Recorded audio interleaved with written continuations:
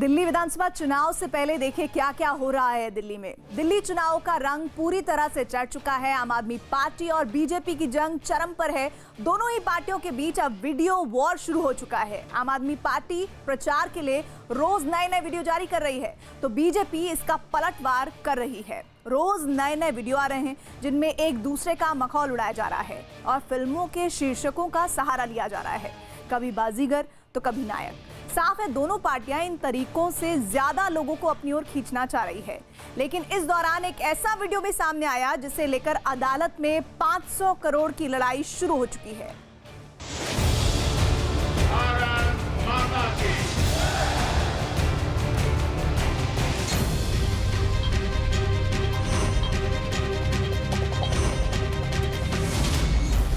दिल्ली की जनता के सामने साफ साफ दो मॉडल्स ऑफ गवर्नेंस हैं। दिल्ली की जनता को तय करना है कि दिल्ली के लिए और देश के लिए कौन सा गवर्नेंस का मॉडल सही है। कहीं रैली कार रेला,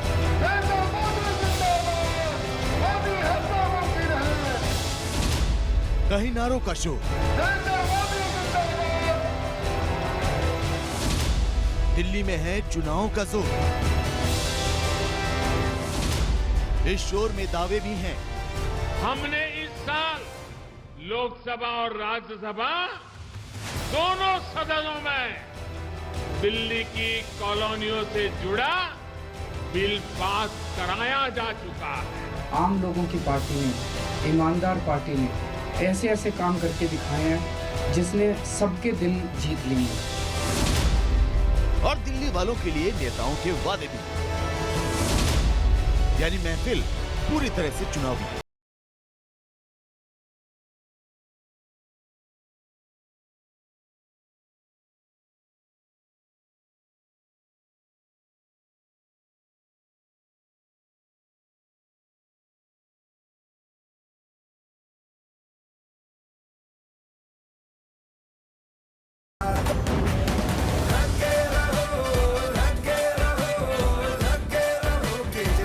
पार्टियां अपने अपने मुद्दों को मतदाताओं तक पहुंचाने के लिए वीडियो का इस्तेमाल कर रही हैं, लेकिन ये वीडियो ही अब मुद्दे बन चुके हैं। और सबसे बड़ा मुद्दा है ये वीडियो।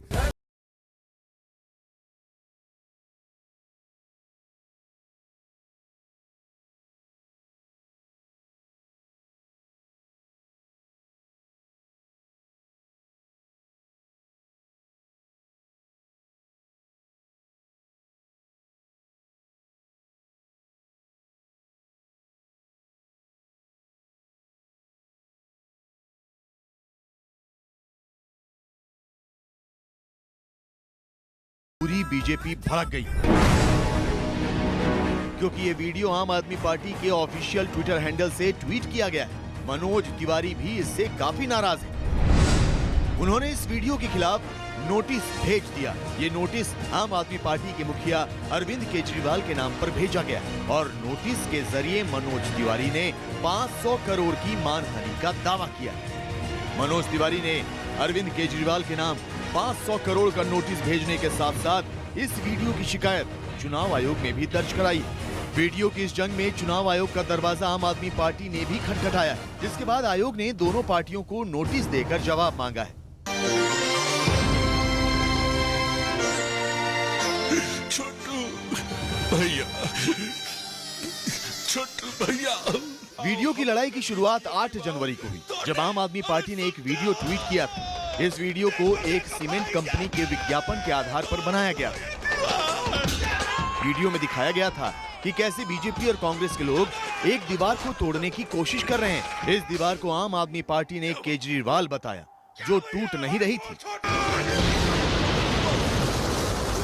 छोटू भैया, ये दीवार टूटती क्यों नहीं है?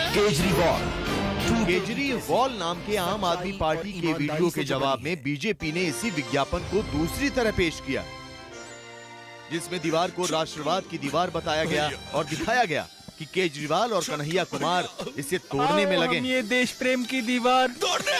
अरे सुनते हो?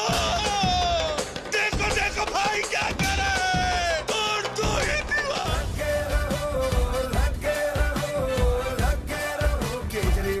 11 11 जनवरी को आम आदमी पार्टी ने एक वीडियो जारी किया जिसमें आम आदमी पार्टी के कैंपेन सॉन्ग में मनोज तिवारी की भोजपुरी फिल्मों के वीडियो दिखाए गए, जिससे नाराज मनोज तिवारी ने मानहानि का नोटिस भिजवा दिया। आम आदमी पार्टी के वीडियो के जवाब में बीजेपी ने अनिल कपूर की मशहूर फिल्म नायक के एक हिस्से का वीडियो जारी किया जिसमें केजरीवाल को खलनायक दिखाया गया। इस वीडियो को लेकर आम आदमी पार्टी काफी भड़क गई है। जो लोग दिन रात अपने सोशल मीडिया से, ट्विटर से, फेसबुक से नफरत फैलाने का काम करते हैं, उनको अपने गिरबान में देखना चाहिए। निश्चित रूप से हम लोग भी शिकायत करेंगे, इसकी बिल्कुल शिकायत करेंगे।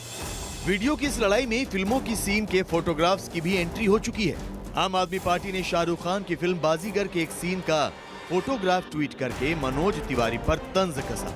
आम आदमी पार्टी के इस फोटोग्राफ पर बीजेपी ने पलटवार किया और आम आदमी पार्टी को ट्विटर पर जवाब दिया। जो भी आम आदमी पार्टी का अकाउंट चला रहा है वो केजरीवाल के राजनीतिक जीवन के अंत की कहानी लिख रहा है। बाजीगर फिल्म में शाहरुख खान खलनायक के किरदार में थी। फिल्म के अंत में शाहरुख को अपने किए की सजा मिलती है और वो मारे जाते हैं। दिल्ली में यही केजरीवाल के साथ होने वाला है। बीजेपी ने आम आदमी पार्टी के खिलाफ ट्विटर पर पलटवार करने के साथ साथ ये भी आरोप लगाया कि आम आदमी पार्टी कांग्रेस के साथ मिलकर काम कर रही है। कांग्रेस और आम आदमी पार्टी जिस तरीके से हैंड इन ग्लोव होकर राजनीति कर रहे हैं, या कहने की चाहिए कि निचले स्तर की राजनीति कर रहे हैं, वो बड़ी चिंता की बात है। बीजेपी और आम आदमी पार्टी के वीडियो वॉर में रोज एक नया वीडियो सामने आ रहा है। हालांकि अब मामला चुनाव आयोग तक पहुंच चुका है, इसलिए उम्मीद है कि आयोग कोई कड़ी कार्रवाई जरूर करेगा और इस जंग पर कुछ हद तक लगाम लगेगी। दरअसल दिल्ली में चुनाव को लेकर वीडियो वॉर तो चल ही रहा है, तो दूसरी ओर पार्टियों के अंदर भी एक जंग चल रही है। ये जंग टिकट की है, जिसे लेकर बीजेपी, कांग्रेस और आम आदमी पार्टी में रोजाना घंटों घंटों का मंथन जारी है।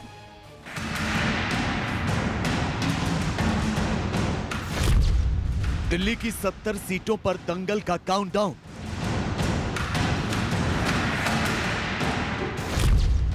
बैठकों के साथ जुबानी हमलों का सिलसिला शुरू।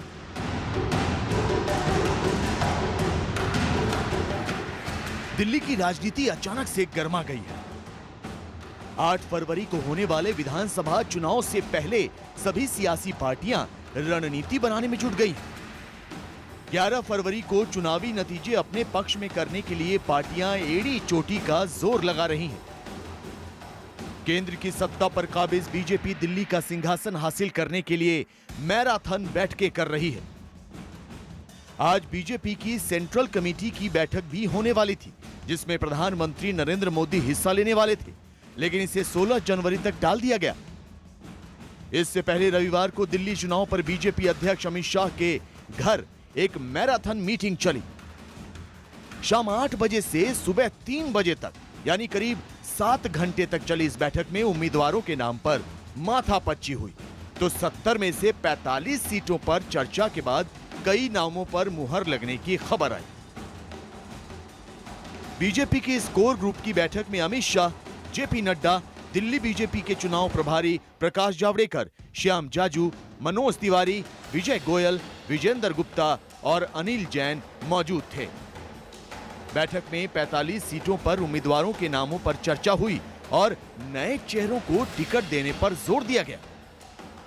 दिल्ली बीजेपी की तरफ से तैयार उम्मीदवारों की सूची केंद्रीय सर्वे और जनता के सर्वे के फीडबैक के आधार पर उम्मीदवारों का चयन किया जा सकता है। इसके बाद केंद्रीय चुनाव समिति की बैठक में उम्मीदवारों के नाम पर मुहर लगने की उम्मीद है।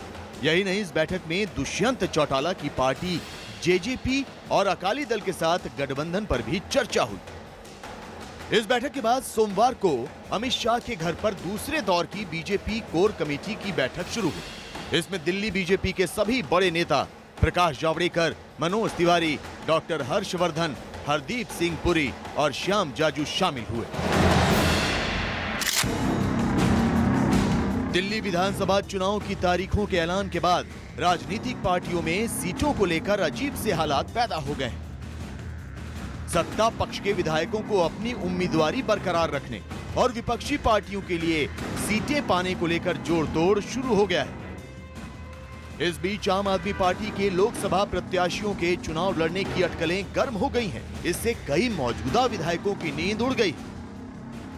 दरअसल आम आदमी पार्टी के लोकसभा चुनाव में पूर्वी दिल्ली से प्रत्याशी रही आतिशी के कालकाजी, उत्तर पूर्वी दिल्ली से प्रत्याशी रहे दिलीप पांडे के तिमारपुर और साउथ दिल्ली से प्रत्याशी रहे राघव चड्डा के राजेंद्र नगर विधानसभा सीट से चुनाव लड़ने की चर्चा चल रही। हालांकि उप मुख्यमंत्री मनीष सिसोदिया फिलहाल इस बात से खुश हैं कि कांग्रेस और बीएसपी जैसी दूसरी पार्टियों के कई नेता भी आम आदमी पार्टी में शामिल हो रहे हैं, जिससे पार्टी की ताकत बढ़ेगी। मेरे साथ में राम सिंह नेताजी हैं।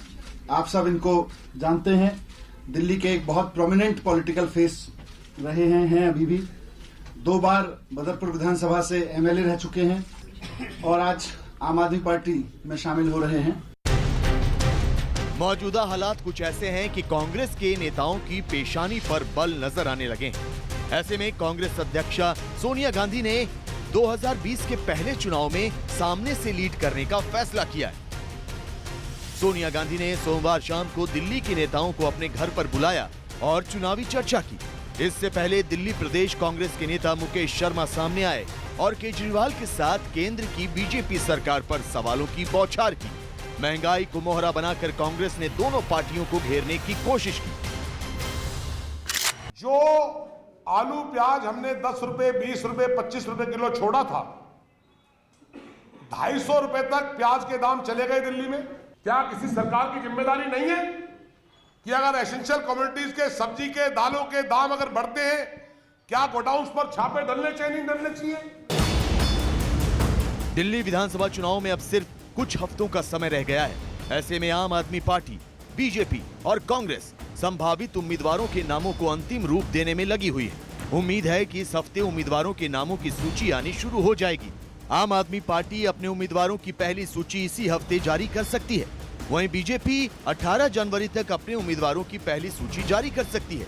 कांग्रेस उम्मीदवारों की पहली सूची भी इसी हफ्ते आने की उम्मीद है। यानी दिल्ली के दंगल का काउंटडाउन शुरू हो चुका है।